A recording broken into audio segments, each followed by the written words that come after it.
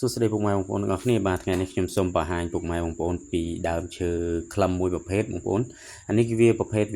ដើមឆ្អាបប៉ុន្តែប្រភេទដើមឈើនេះវាស្រដៀងនឹងដើមច័ន្ទដាន់ដែរបងប្អូនប្រភេទស្រដៀងនឹងដើមច័ន្ទដាន់ដែរតែប្រភេទនេះគឺវាស៊ីចុះសបូរគុលបងប្អូនសបូរគុលអានេះគេហៅស៊ីចុះខ្លឹមបកនិងស៊ីសន្សាមបងប្អូននៅខាងគុលវាហើយដើមវាអត់សូវធំទេបងប្អូនដើមវាប៉ិនកផ្លូវឯអស់ធំហ្នឹងដើមប្រភេទហ្នឹងហើយតែកាប់ចាំងមើលបើសិនជាក្លិនរបស់វាគឺឆ្អាបអត់ក៏អូបទេបងប្អូនប៉ុន្តែវាសម្បូរស៊ីចុះគុលបងប្អូនហើយនេះគឺជាក្លឹមបកបងប្អូនវាស៊ីអុកអង្សាម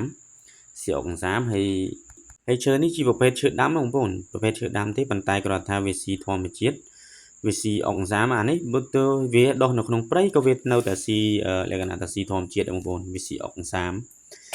បាទនេះវាមានក្លឹមបកពេលដែលមានខ្យល់ដើមវាតូចបងប្អូនវាដើមអត់ធំអញ្ចឹងពេលវាមានខ្យល់មានអីកត្រាក់មកអញ្ចឹងទៅវាអង្គើគុលអង្គើអីអញ្ចឹងឬវាអត់សូវនេះបងប្អូន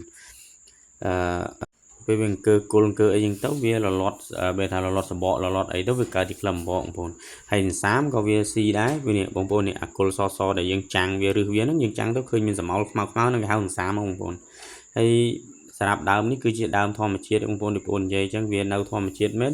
វាទោះជាដាំក៏ដោយឬវានៅធម្មជាតិគឺវាកើតដោយខ្លួនឯងរហូតនឹងអាសាមនេះអញ្ចឹងបងប្អូនហើយវីដេអូក៏មានអីច្រើនដែរពុកម៉ែបងប្អូនគឺសម្រាប់បងគ្រាន់តែចង់បង្ហាញពុកម៉ែបងប្អូនឲ្យបានដឹងបានស្គាល់អញ្ចឹងណាបងប្អូនហើយតម្លៃរបស់វាខ្ញុំក៏មិនសូវដឹងជាច្បាស់លាស់ប្រហែលដែរបងប្អូនបើប្រភេទសាមវាអាចពី2000ទៅ3000ដុល្លារអញ្ចឹងបើក្លឹមបក1000ជាងទេបាទ